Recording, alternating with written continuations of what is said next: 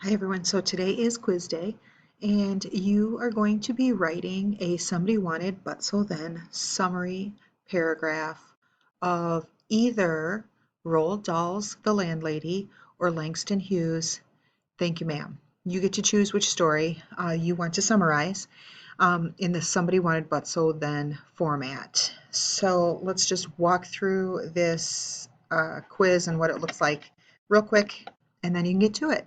So first you're going to watch the video, you're doing that. Next it says, yesterday you completed a somebody wanted but so then table for either The Landlady or Thank You Ma'am. You can look back at your notes from yesterday if you want to in order to complete the quiz today. That's perfectly fine. You just need to write your own paragraph. Your paragraph needs to be your writing. Okay, it's in your words. If you do quote anything from the story, remember that needs to show up in those quotation marks. But quotations are not required for this assignment today. On the next page, you're going to write your summary. And then on page 3 is the rubric, and that's how you're going to be graded. So here's your directions. If we scroll down to the next page, it says write your somebody wanted but so then summary here. So you'll just click down here and just and start writing. I just got rid of my page break. There we go. And then if you scroll down to the third page, like the directions say, this rubric, this is not for you to fill out. This is for you to look at so you know how you're being graded. And then I will fill it out when I grade it and you'll know how you did, things you did well on, things maybe you need to consider working on for next time. So what you want to look at with a rubric is always look at the highest number, and that's kind of your goal. So you want to try to get 4s all the way down the column here on the rubric. So the author and the title of the story are both included in your first sentence. So we talked about that this week. When you're summarizing a piece of literature, you want to start off with who wrote it and what the name of the work is. So I think the example I gave earlier this week was in William Shakespeare's Romeo and Juliet, comma, blah, blah, blah, blah, blah. And I go into talking about it. So you want to make sure that's there, and you can see how you could earn the most amount of points. The first sentence accurately and smoothly incorporates the story's author and title, and it kind of sets up the story. The story title is in quotation marks because these are short stories.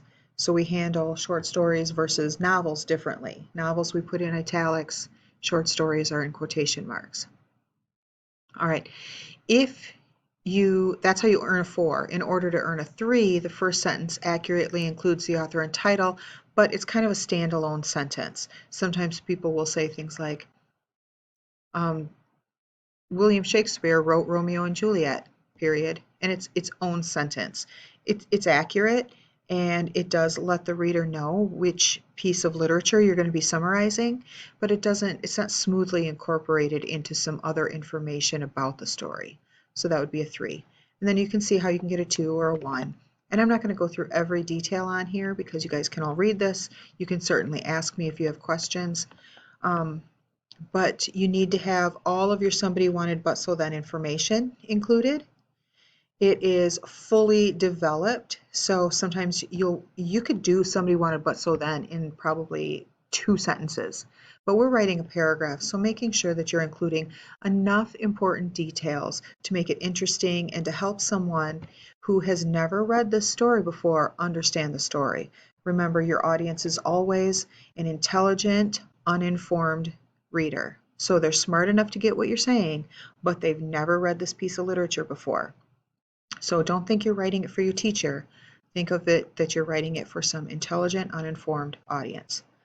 All right, length requirement, you need to write between a half and a full page in some easy to read font. So Google Docs defaults to Arial, I think. That's fine, you don't need to change it.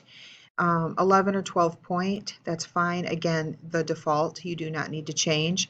Just don't put it in something real scripty or bold or weird looking, hard to read.